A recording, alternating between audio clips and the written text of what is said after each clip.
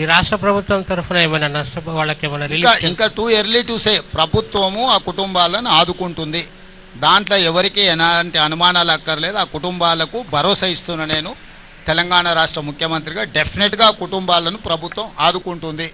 అది సమయం సందర్భం ఎప్పుడు ఏ విధంగా అనేది కార్యాచరణ తీసుకొని ముందుకు వెళ్తాం.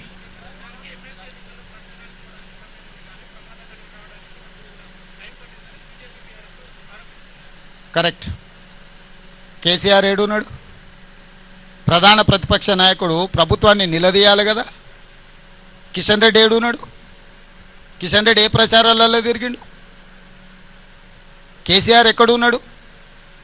నేను నా మంత్రులను అందరినీ, ఒక్క మంత్రిని కాదు, మా ఉప ముఖ్యమంత్రిని, సాగునీటి పారుదల శాఖ మంత్రిని, మా ఎక్సైజ్ అందరు మంత్రులను, మా వ్యవస్థ మొత్తం ఇక్కడనే ఉంది.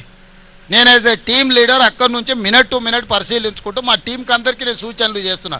గతంలో జరిగిన పన్నులల్లో ఎక్కడైనా వాళ్ళు ఇట్లాంటి ప్రయత్నం చేసిండ్రా?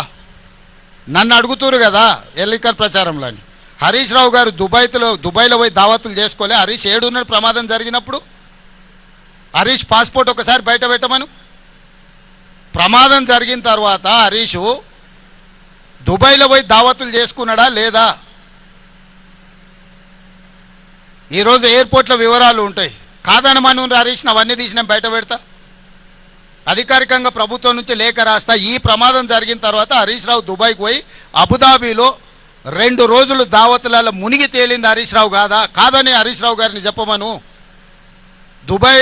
అబుదాబీలో దావతులలో మునిగి తేలినోడు అంత దిగిన తర్వాత వచ్చి మేము ఇన్ని రోజులు ప్రమాదం సంఘటనలో ఇబ్బంది కలగకుండా ఉండడానికి రాలేదంటున్నాడు. మరి ప్రమాద సంఘటనలో ఆయన వస్తే ఇబ్బంది జరుగుతుందంటే ముఖ్యమంత్రి వస్తే ఇబ్బంది జరగదా? ముఖ్యమంత్రి వస్తే ఇంకా పెద్ద ఎత్తున అంత రక్షణ వలయమంతా ఇక్కడికి వస్తుంది. అంటే అంటే సోయి తప్పి మాట్లాడితే ఎట్లా? నేను విమర్శించదలుచుకోలేదు, నేను అట్లాంటి మాటలు మాట్లాడదలుచుకోలేదు. నా పాయింట్ సింపుల్. అత్యంత దురదృష్టకరమైన ప్రమాదం జరిగింది. ప్రమాదం నుంచి ఎట్లా బయటపడాలి, ప్రమాదంలో నష్టపోయిన కుటుంబాలను ఎట్లా ఆదుకోవాలి, జరిగిన సంఘటన నుంచి ఎట్లా బయటకు రావాలని మేము ప్రయత్నం చేస్తుంటే ఎట్లా బురద జల్లాలి అని వాళ్ళ మెదడులో ఉన్న బురదంతా తీసి మంత్రుల మీద. ఉత్తమ్ కుమార్ రెడ్డి గారు నాకంటే ఎక్స్పర్ట్. వాళ్ళు దేశం కోసం సైన్యంలో పనిచేసిన వాళ్ళు, సైన్యంలో పనిచేసిన అనుభవాన్ని మొత్తం ఉపయోగించి ఈరోజు ఈ సమస్యని అడ్రస్ చేసిన. నేను వచ్చుంటే కూడా ఈ స్థాయిలో ఇన్ని ఏజెన్సీలను నేను పూల్ చేయలేకపోతుంటే, ఇన్ని ఏజెన్సీలను పిలవాలన్న ఆలోచన కూడా నాకు రాకపోతుండే. ఉత్తమ్ కుమార్ రెడ్డి గారికి ఉన్న ఆర్మీలో ఏదైతే అనుభవం ఉందో, ఒక సైనికుడిగా పనిచేసిన ఉత్తమ్ కుమార్ రెడ్డికి ఇట్లాంటి క్రైసిస్ని ఎట్లా అడ్రస్ చేయాలనో హీఈస్ ఎక్స్పర్ట్ ఆన్ దట్. ఆయన ఇక్కడ కూర్చొని సైట్లో కూర్చొని మానిటరింగ్ చేస్తే అసలు అర్థం పర్థం లేకుండా మరీ ఇంత దిగజారి మాట్లాడుతున్నారు. ఎందుకు ఇట్లా తయారయ్యారు? అధికారం కోల్పోయినారు సరే, కానీ మైండ్ కూడా కోల్పోయారా? అసలు ఏమైనా పిచ్చి పట్టిందా? అయింది వీళ్ళకి దయ్యం పట్టిందా? అబ్దుల్లా ఏదైనా మన నల్లమల్లలో ఈ దయ్యాలు వదిలించేటోళ్ళు ఉంటారు కదా, ఏమన్నా ఏ పార్టీలతోనే ఏమన్నా చెప్పి, నీకు తెలుసు కదా కొంతమంది భూత వైద్యులు, వాళ్ళతోనే ఏదైనా చెప్పి సరే.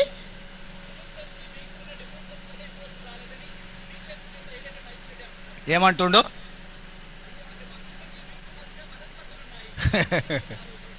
సరేలే సరే. ఇక ఆయన అనడం సరే, ఆయన అన్నది నువ్వు నన్ను అడగడం సరే, ఎందుకు లేదంతా.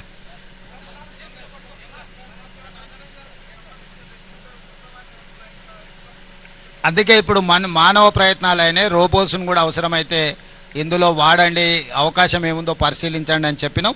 ఎవరిని అవసరమైతే వాళ్ళను, ప్రపంచంలో ఉండే ఎవరినైనా కూడా మేము తీసుకురావడానికి సిద్ధంగా ఉన్నాం. ఈ సమస్యను పరిష్కరిస్తాం. దయచేసి మిమ్మల్ని అందరు నా రిక్వెస్ట్ ఒకటే, ఇది మనందరి సమస్య. ఈ సమస్యను మనందరం కలిసి పరిష్కరించుకుందాం. సమస్యలో ప్రమాదం జరిగిన కుటుంబాలను మనం కలిసి ఆదుకుందాం. దానికి మీరు పూర్తిగా సహకరించాల్సిందిగా మీ అందరినీ కోరుకుంటున్నా. ధన్యవాదాలు.